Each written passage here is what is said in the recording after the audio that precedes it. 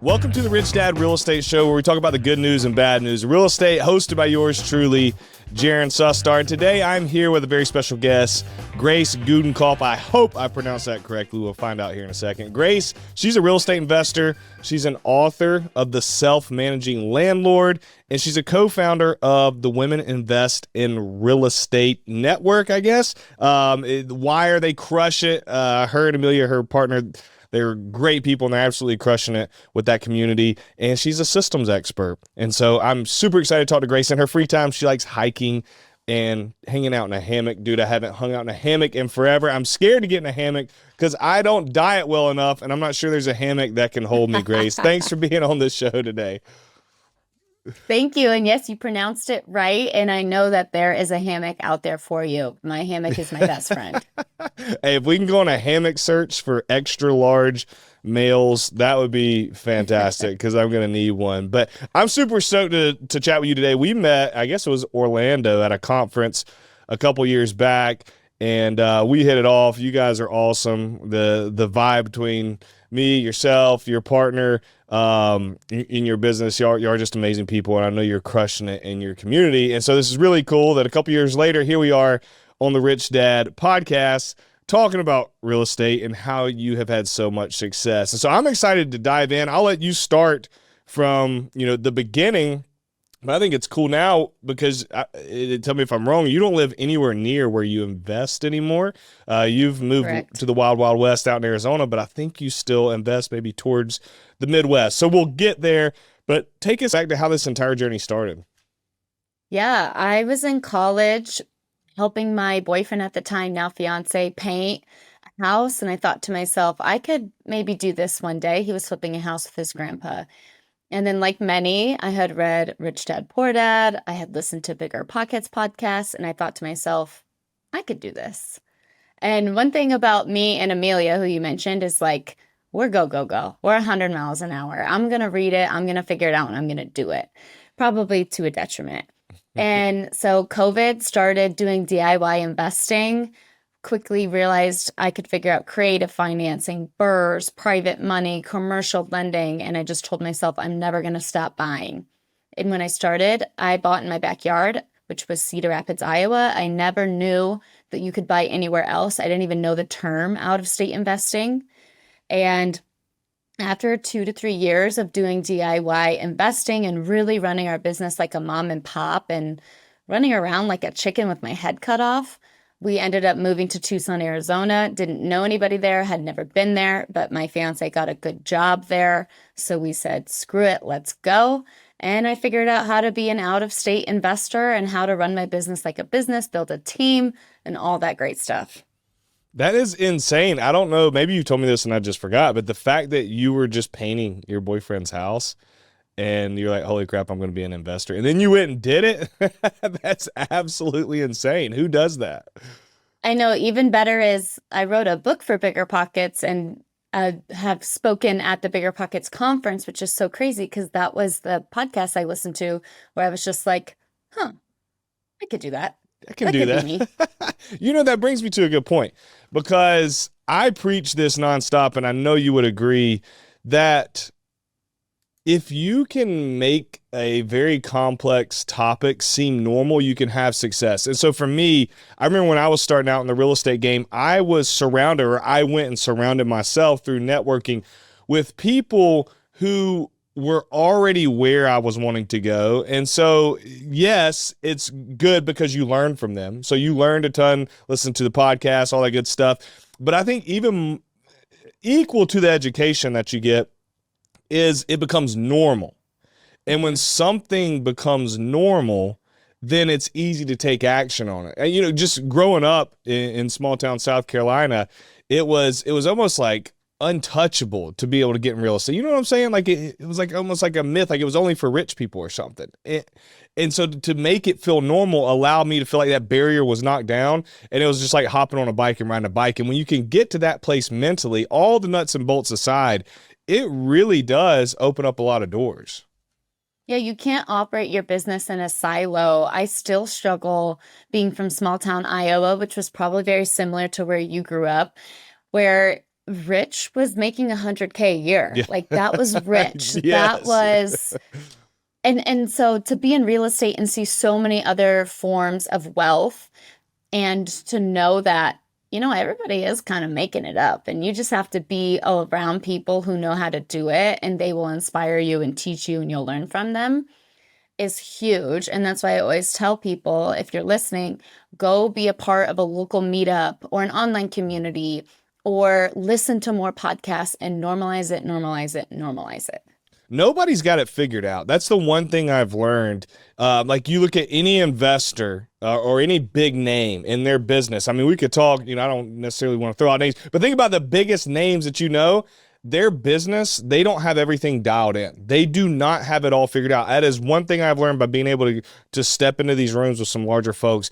And so I say that to say there's never going to be a time where you, Grace, or I, or any listener is going to have it all figured out. You have to just jump in and go and surround yourself with those people who are also doing it. So you have that community, you feel lifted up, you feel like it's normal. And when the hard times come, that's okay because you've got people to lean on and learn from. So you said you started out doing DIY.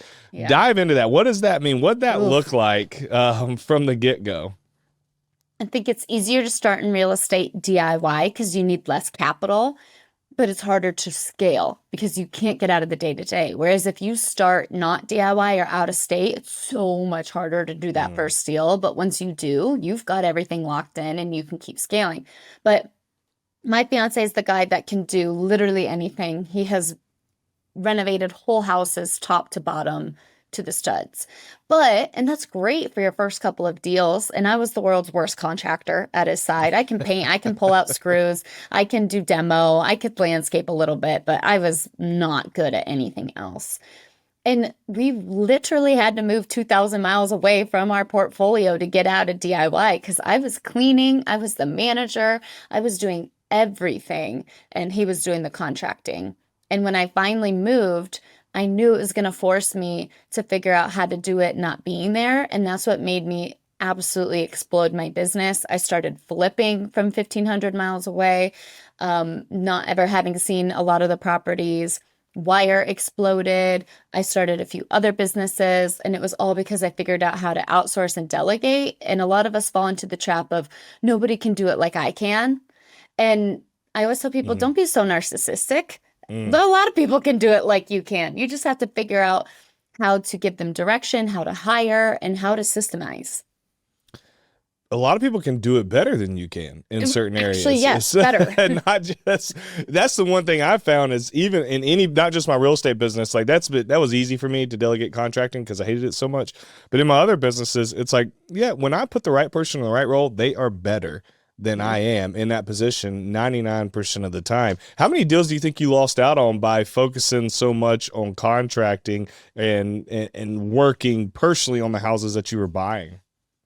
So many. In 2020, 2021, we were doing one, maybe two deals at a time. And while that other deal was sitting, because you can only be in one place at once, it was so stressful. In 2024, even just a few months ago, I had 6 or 7 deals going at once, 6 or 7 renovations happening. That is insane. And I want to talk about that after the break on how you do things out of state, how you're able to scale, how you're able to keep that many projects going at once. And, our story's somewhat similar. I never did a ton of the contracting, but I was definitely more hands-on, and I would show up and I would see what's going on. And it really limits what you can do. And I think it's okay to start. I'm not sitting here telling somebody not to be super involved when you're first starting. I think there can be some benefits to it because you learn a lot, especially if you're not well versed in project management. Even if you're not doing the project, just showing up and being there is going to be super helpful. But if you are going to scale, you're going to have to back off. Like I bought 19 units my second year of investing. And if I'd have had to done all the rehab and been in all of them, there would have been no way. I've got, I think, 6 flips going on right now, buying rentals. And so there is opportunity to be able to do this without having to be hands-on, which is very good news to people who live in areas to where they can't buy in those particular areas. And you and I both know that there are many locations throughout the country or world that don't lend themselves to certain types of investing. And so let's say you live in a higher price market. Well, maybe you can go flip there. Maybe you can do Airbnb, but you can't buy long-term rentals. Well, you either have to look in the mirror and say, well, I guess I'm not going to buy long-term rentals, or you say, I'm going to figure out how I can do this without being local. And I'm telling you, Grace is going to break it down here in a little bit. And from my personal experience, you 100% can. The only reason I go look at properties now is because I need content for YouTube or Instagram. That's pretty much the only reason I go to my properties now. Other than that, I wouldn't go because I don't need to, because we built out the systems over time. So I want to talk about the specifics of your first couple deals. You guys were painting your fiance's house. Then you're like, I'm going to be an investor. What did you do for that first deal? So after he flipped a house with his grandpa, our first deal together was a DIY 6-month gut. It was the winter of Iowa. We're bored. We've got the energy. We've got the time. Let's find the crappiest house we can and fix it up. It was supposed to be 3 months and like $23,000. And both the timeline and the budget doubled, as it does. And after that first one, it was miserable. I hated it. I hated DIYing. I was there every day before work. I worked remotely. I'd go at like 6 a.m., work for a couple hours, go home to work, and then go back later that day. And my fiance did double that. But somehow at the end of the day, once we refied it, had a perfect BRRRR, had a ton of equity. I think we were all in for like 130. It appraised for 180, rented for 1,500. We were like, somehow I want to do that again. But let me figure out how to do a little bit less contracting. And so even though it was miserable, it was just so eye-opening to see what your own hands created in terms of equity and an asset. And it was a really beautiful place that a tenant could call home. And that was the aha moment. Yeah, let's break this down, because this is my favorite strategy. This is how I scale my portfolio. It's how I still buy real estate today. And not every deal are you able to do this, but every deal that I can, I do. We're doing one literally right now with a duplex that I have under contract for $87,000. Okay, it's going to be about $12,000 worth of work. Call it 15 for easy math. We're going to be all in at 100. It's going to appraise for 150 to 160. And then it's going to rent for, $1,500-$1,600 a month. And so the power of that to the listeners is she bought a property. Well, I don't know if you remember the purchase price. It doesn't really matter, because she was all in with purchase and rehab. She was all in at $130,000. So the purchase price plus the rehab cost, she's all in at $130,000. So she had done what we call forced appreciation, which is just a fancy word for saying she took something ugly, she made it pretty, and now it's worth way more. So she bought it, fixed it up over 5-6 months. Now it was worth 180. So worth 180, she's got 130 in it. She went to a bank and she did what's called a cash out refinance. What'd the bank give you? 80% of the new appraised value, 75%? We did 70 just because we didn't need the whole 80%. You didn't need the whole thing. So a lot of times the bank on that new appraised value will loan you anywhere from 70 to 80%. So Grace and them did 70%, which is $126,000, right around $130K, which was the amount that they had in. The bank wrote them a check for that 70% of that appraised value, so $126,000. They went and put it in their bank account, so they got all of their money back that they put into the deal, and now they had a bank loan for $126K with the bank, and now the tenants are paying off that debt. That's absolutely amazing. I bet you guys were just like flabbergasted when you actually finished the project. Yeah, I mean, I was 23 years old. I was like, this is absolutely nuts. Nobody I know has a home, much less a rental property. So we're like, let's do it again. And we did right away. How do we do this over and over? I remember the first one I bought, I had to put 20% down. Okay. I didn't do any fancy strategies.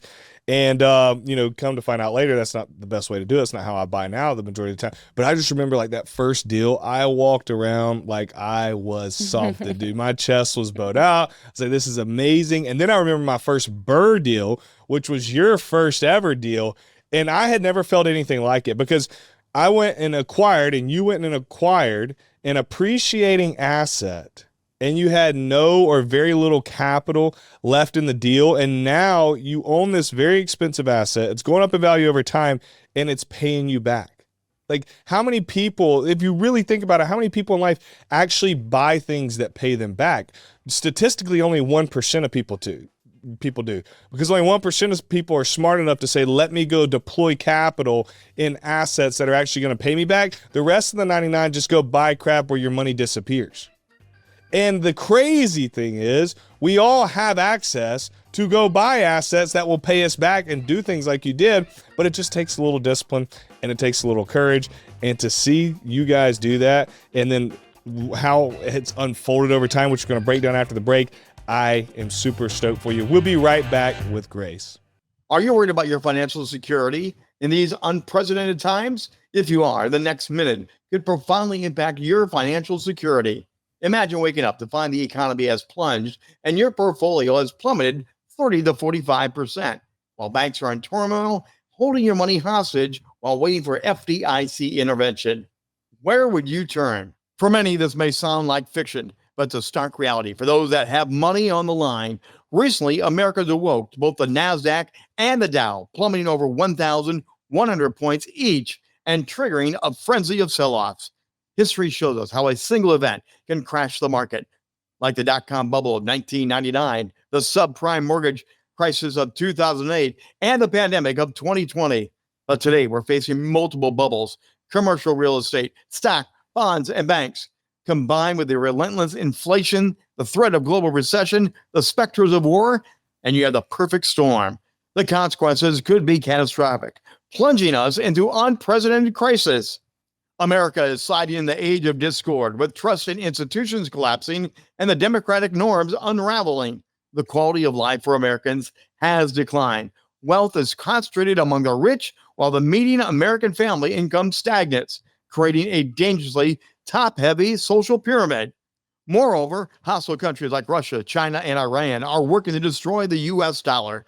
Gold is a no-matter-what store of wealth that you need. That's why Robert has been such an advocate of gold, and he trusts Allegiance Gold. Allegiance Gold is ready to help you incorporate physical gold as part of your portfolio and protect it against economic uncertainty. Visit protectwithrobert.com today to learn how you can qualify for up to $5,000 in free silver with a qualifying investment. Or give them a call at 844-3-ROBERT. Remember to mention Robert and Kim sent you when you contact Allegiance Gold. Secure your IRA or 401k today with Allegiance Gold. Visit protectwithrobert.com or call 844-3-ROBERT. Hey guys, Jaren Sustar, host of the Rich Dad Real Estate Show and the Jaren Sustar Show here. If you're brand new and are serious about getting into real estate this year, or if you have a few properties and are serious about scaling your current portfolio, I've got something special for you. The Robert Kiyosaki, author of Rich Dad Poor Dad, and I put together a free ebook that walks you step by step through how to buy your first or next investment property. Whether you're a complete beginner or you've done a few deals already, this guide is action-packed with proven strategies and tips that can help make you a smarter investor and make better investment choices. In this book, we're going to break down everything from finding the right property to financing options, and we even give you insight into how the pros are managing their real estate portfolios in today's market. And the best part, it's completely free. All you have to do is head to the link in the show notes below or go to yourfirstproperty.co to download it right now. I believe 2025 is going to be one of the best years for real estate investing that we've seen in recent history, and I do not want you to miss out. Plus, your future self is counting on you to make good decisions today so that they can live a great life later. So go to yourfirstproperty.co or click the link down in the show notes to grab your free ebook today. Welcome back to the Rich Dad Real Estate Show. I'm here with Grace Gudenkauf. We were talking about her first deal, how she absolutely crushed it with the BRRRR strategy, but I forgot to ask you, how in the world did you find the deal? Like, how'd you get a hold of it? Everybody wonders, like, well, how do I find these deals? Break it down for them. This is a good story. We were driving around, if you've probably heard the term driving for dollars, and I saw a for rent sign in front of a really crappy house. And I had seen that for rent sign many times, so I knew it was still vacant. And I called the number right then and there. I'm standing outside the house.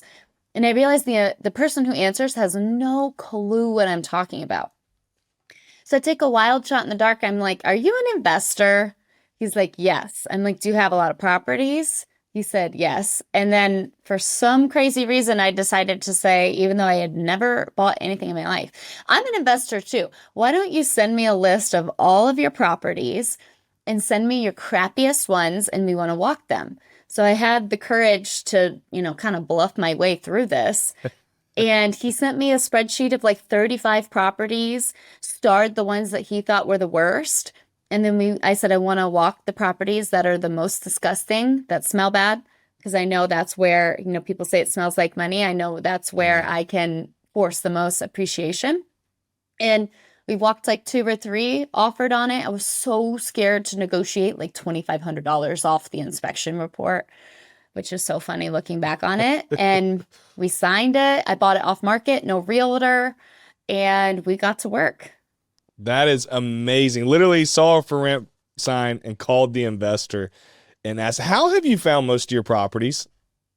Off market, through referral leads and word of mouth. I offer $1,000 referrals, and I have a Facebook page where people follow me. And I've had contractors, tenants, escrow attorneys, friends, random people I've never met, my chiropractor. I've paid all those types of people out referrals because they get me in contact with somebody who's selling off market because they know I'll pay them. Isn't that crazy? I preach, because a lot of people do like a lot of marketing, which I do some marketing, but for the majority of my investing career, it's just come through what you talked about, what I would say organic, word of mouth, or either calling somebody or sending a mailer. Because if you get it, you can create an army of people who will bring you deals, and people get excited about it. Isn't it wild? Like, I think everybody wants to be in real estate. Yeah. But they're not sure, how do I get in? So this is your ticket to getting them in, and you're paying them $1,000. Like, what? I say you need to turn your audience, and not like you're an influencer or anything, but like you have Facebook friends, I'm sure. You need to turn your audience into walking, talking billboards for your business. And it needs to be a dollar amount. The referral needs to be a dollar amount that will make an ex-boyfriend call. It can't be $100. Nobody's calling you from your childhood friend's mom is not calling you for $100. It needs to be in small town Iowa, it's 1,000. On the coast, it might need to be 3,000 or 4,000. You need to turn everybody into a walking, talking billboard for your business. I love that. That is so funny. Where ex-boyfriend or girlfriend would call that is amazing. I have found, the most of my deals have come from, number one, other investors doing exactly what you did. I didn't call from a for rent sign, but I got a hold of other investors and bought off their portfolio. And then a lot of mine have come from folks who, it was like estate sales. So either a spouse had just passed away or both of the parents have passed away and the children's have inherited it. A lot of people want to talk about tax sales and foreclosures and this and that. And there's ways to make money in all different ways. But if people were to say, what's the 2 biggest ways you've done it? And I would add number 3, Zillow, just literally looking online to see what's for sale. Those are probably the 3 biggest ways that I have gotten deals. And that doesn't take a lot of equity or a lot of time equity or sweat equity compared to what some of these marketing methods take. So that is really, really cool. How'd y'all fund it? Did you guys fund it with your own capital? Did you raise money? How'd you go about that? I've raised a lot of private money, again, because people are watching, they're seeing what you're up to. And after that first BRRRR that we talked about, my mom made me have an open house to show like family and friends what we did. And I was so mortified. I was like, really, Mom? This is so embarrassing. Well, what do you know? Somebody came to my open house who ended up lending me $120,000. Jeez. That's a game changer. So if you're scared of social media, do open houses. You don't have to post everything online, but do open houses for your projects to show your local community, family, friends, neighbors, investors, bankers, attorneys, what you're up to and get them bought into your vision. That is genius. I really, really love that, because once you earn that trust, any business success is built on trust. And you're literally saying, hey, here's my product. Come check it out. I got nothing to hide. Who doesn't want to be a part of this? Yeah. I have another friend who she'll do an open house, but also bring food for all the contractors who worked on it. So now she's got her contract labor bought into her vision because she's taking care of them. She's saying, bring your families. I'm feeding you dinner tonight. I'm saying thank you. And just doing a little bit of above and beyond so that those contractors keep coming back to her and working with her. Granted, she does like 40 flips a year. So Yeah, but she she's got didn't a lot always of do labor to 40 take care flips of. a year. She didn't always do 40 flips a She year. You didn't build always, a good exactly. business by going the extra mile. Just the little Exactly. things, sending out thank you cards. I've been known, speaking of food, I'll cook a ribeye for the workers sometimes. We just all grill out. It'll be late at awesome. night. They're there working, and it's like, hey, I'm going to appreciate you because you can't do it without them. It's a team that you got to have in place. But I love that, how you spread the news and you show people the product. And I'll tell you, one private lender, one person who says, you know what, I want to be on your team, I'll fund deals, can completely change your life. You don't have to have multiple ones. Chad Carson is a gentleman both of us know. And I was talking to Chad one time. He said, dude, we got one guy who lent us money for however many deals. I mean, a lot of deals. He said, and we've made him a lot of money, and he has helped change our lives. One person. And you got that one person to give you $120K. You probably got more lenders now, but even that one can work wonders in changing your entire future. Because capital, I think the deals are the harder thing to come by. I really do. And I then agree. once you have capital, then it's just, hey, let me go find. It's going to be a little bit harder, but let me go find those deals. And you can buy anything. That's a pretty freeing place to be. That's what I thought when I first started. I remember I looked at Brant, my fiance, and I said, let's find deals and let's not let the money stop us. And that's why I figured out creative financing, private money, BRRRRs, commercial lending. I figured out all the things because I knew if I could find the deals, the money would come. And that's something that we teach to our wire community as well, is find the good deal and the money will come, because a lot of people have money. A lot of people have money. Not everybody has a deal. That is fantastic advice. Reminds me of the movie Field of Dreams. If you build it, they will come. If you bring the deals, there's a way to make money on a deal. Even if you don't find money right away, guess what? You can go wholesale that deal and make money. I mean, there's so many different ways to make money when you have deals. I love that. That is gold right there, Grace. Thanks for sharing. So you've, how many deals have you done now in all? Probably about 30. So she's done 30 deals, started doing DIY at the beginning, moved to Tucson, Arizona. Now you've done 30 deals. What was that transition like from, all right, I'm very hands-on, I'm local, to now I live all the way on the other side of the country, and you started doing more deals while you were farther away? How did you do that? So I've done about 15 flips and I have 27 units. So I guess more than 30. But when I moved, I started by hiring a 10 hours a week hourly person to help me with all the things that I couldn't do because I wasn't there. Then I actually hired that person before I moved because I was getting so busy. What did they do? Like, what kind of stuff were they doing? That person's role was property manager, so it was a lot of listing and leasing stuff. Okay. Then once I moved to Arizona, she ended up parting ways with me because she had a really great full-time job and just she was not going to be working as a property manager forever, even though she was incredible. I decided I'm going to replace her with a full-time person, W-2 full-time employee that's a project and property manager. And I'm going to start flipping to make this person pay for themselves. I think I can do 6 flips at $30,000 or whatever, $20,000. I'm in a really small area, so you're not making a ton of money off of these flips. And that's what I did. He worked with me for a year and a half, up until about a couple of months ago, because he got another great offer for a really big developer in Utah, decided to go do that, which was awesome. But I instead of thinking, okay, I'm going to make this much money less his salary, I thought I'm going to invest this salary I'm paying him to get 4x it with these flips that I'm making. And that was a huge game changer. That was the first time I'm like running a team. I have an employee. Like I have to do KPIs and team meetings, and it was a lot. That is intense, but amazing. And I think it was genius of you to keep boots on the ground locally who could go and they could run and they could project manage. What have you found from, let's talk a project manager, because when it comes to finding deals, guys, you can find deals no matter where you're at. And I don't want to be flippant about that, but you could sit in California and find deals in South Carolina easier, in my opinion, than you can manage those deals once you get them. Mm-hmm. So what are things that you did? And I know you had the employee, even if you had to train him, or there are things that you were doing outside that allowed you to be so far away, buy these flips, and then go through the project of, let's just say, rehab, and then we can talk property management too, without you being there? So starting with an incredible scope of work that we would review that was very, very detailed. It's 4 or 5 pages long, everything. And when they would walk the property, I had this really thorough template, property walkthrough template, where he's putting the year of every single system, the HVAC, the AC, the water heater, when was electrical done, how old's the roof, what exactly is the driveway parking situation, how many bedrooms, like so detailed, with a ton of pictures and videos, so I can get all the information that I need. Then we build the scope of work. I would use Monday.com to create a project timeline and he was also the GC. So we're doing all subs, which is a lot of work. So the same guy who was on your team, he was a GC.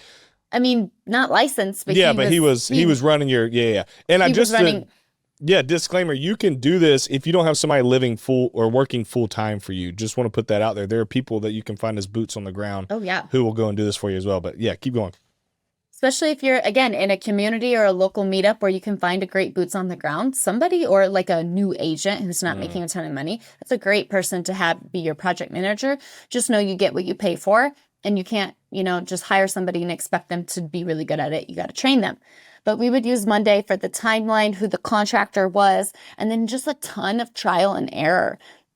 I started doing just one project at a time. We did it start to finish in like 60, I think it was 73 days close to close, so less than 3 months. And I was like, okay. And I made like 22,000. And I didn't do anything. I never saw the property. I was never there. And so I was like, all right, we got this. Now let's do 3 projects at once. So we did 3 projects at once. Then we kept growing. It was pretty hectic. And looking back now, I realize I had a really tough time with quality control because I almost needed another person to quality control him. And I realized I was doing a little bit of polishing turds. And now I'm moving forward, definitely going to be moving into doing really, really great renovations that I can be really, really proud of. And so, yeah, there was so much trial and error, and I learned a ton about managing a team long distance. I love that. I think there's a lot of challenges to people ask me what is the hardest part about real estate investing. I think number one is just getting started. Most people never get started. Then once you get started, it's managing projects. I think that is the hardest part of the game. If for whatever reason, we could sit here and talk about the reasons why, but it's one of those things to where anything in life worth having does not come easy.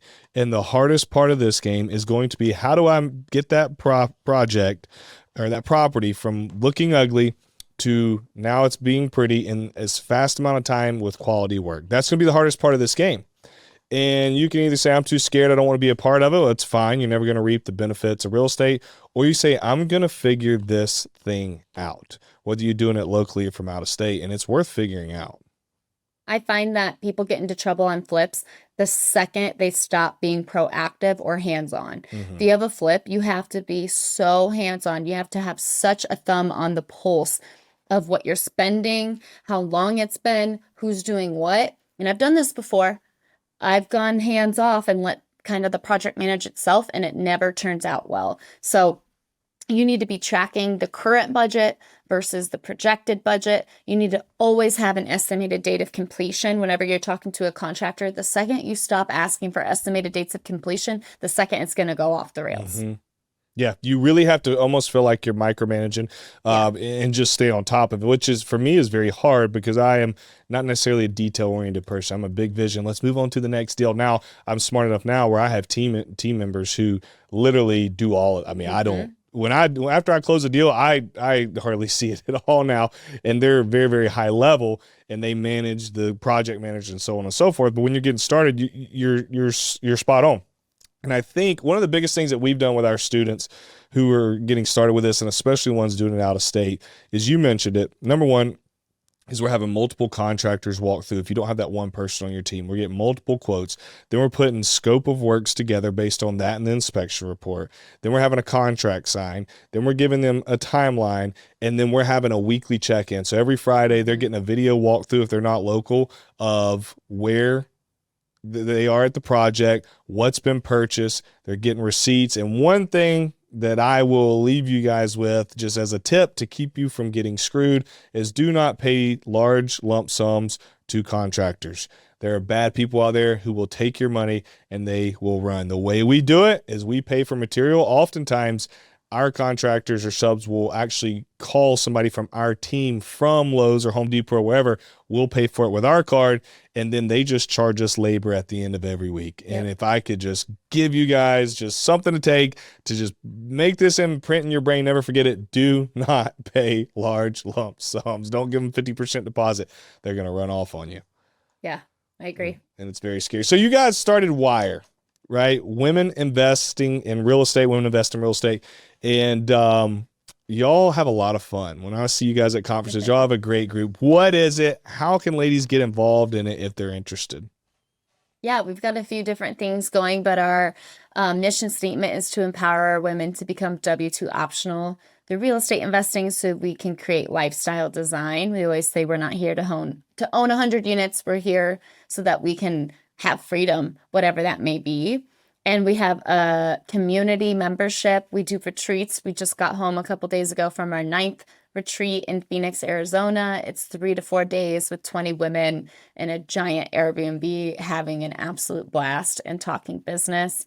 We also have bookkeeping services. That's new.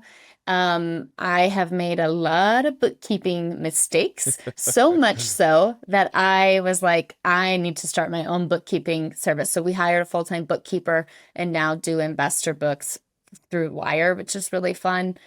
And yeah, we have lots of different meetups and other fun things. That's awesome. Where can they find you at? Where's the best place for them to get a hold of you? womeninvestinrealestate.com or on Instagram, wire.community, and Wire has 2 eyes. Love it. Grace, thank you so much for coming on the show today. And you came on last minute. You were supposed to be scheduled for later, and we had a change in schedule, and Grace said, I'll be there.